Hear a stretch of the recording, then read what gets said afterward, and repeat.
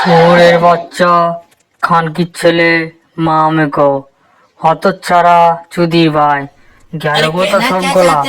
খানকির ছেলেগুলো কি হ্যান্ডেল মারছে নাকি পায়খানা করার নাম করতে গিয়ে? মাথার চতরা হয়েছে বলে। আরে নন্টে ফন্টে কেলটু, তোদের সঙ্গে দরকার। স্যার কি বলছেন স্যার, বলুন আমাদের কি দরকার আছে? আমরা সব আপনার কথা শুনবো। হ্যাঁ হ্যাঁ স্যার, আমার কথা সব শুনবো আমরা। বলুন খালি কি করতে হবে। শোন তাহলে গুদমানি ভাইরা, আমরা আজকে সোনাগাছি যাব। অনেকদিন ধরেই ভাবছি সোনাগাছি যাওয়া নেই। স্যার এইটাই বলছেন, চিন্তা করতে হবে না স্যার, আমি সব জানি, লোকেশন ফোকেশন যা বলবেন। কেলটু তো, তাহলে তুমি সব জানো যখন, তুমি মনে হয় অনেকবার গিয়েছো, তুমি অভিজ্ঞতার ব্যক্তি। ঠিক আছে, তাহলে তুমিই চলো। স্যার বুঝছেন তাহলে, সালা সোনাগাছি যায় না স্যার, এরকম কোনো ব্যাপার নয়।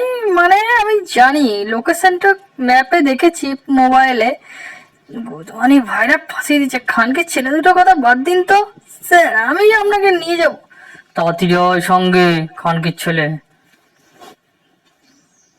শোন কেলটু, আমাদেরকে যাওয়ার আগে কিছু কন্ডোমের প্যাকেট কিনে নিতে হবে ওষুধের দোকান থেকে, বুঝলি? তারপরে আমরা ট্রেনে চাপবো। না হলে এই মোটা বড়া কেতা কি ঢুকে যাবে, কোথা কি হয়ে যাবে ঠিক নাই। চ কেলটু, আমি যেটা বলছি সেটা শোন। স্যার কোনো চিন্তা করবেন না, আমি ওষুধের দোকান থেকে আগে থাকতে সব বুকিং করে দিচ্ছি মোবাইলে।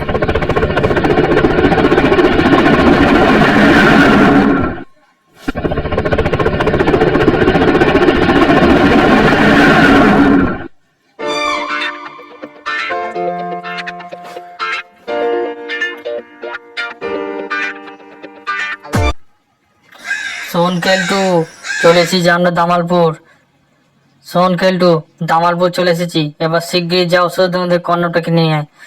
স্যার বলছি যে দামালপুর থেকে এই জায়গাটা একটু কিরকম লাগছে না স্যার, এখানে সোনাগাছি। সে বোকাচ্ছ দাদা, আমি বলছি শোন গুদমানি ভাই, আমার দেমাকে আটকে আছে। যেটা বললাম সেটা কর, শিগগিরই যা, কন্ডমের প্যাকেটটা কেন, তারপরে কথা বলবি।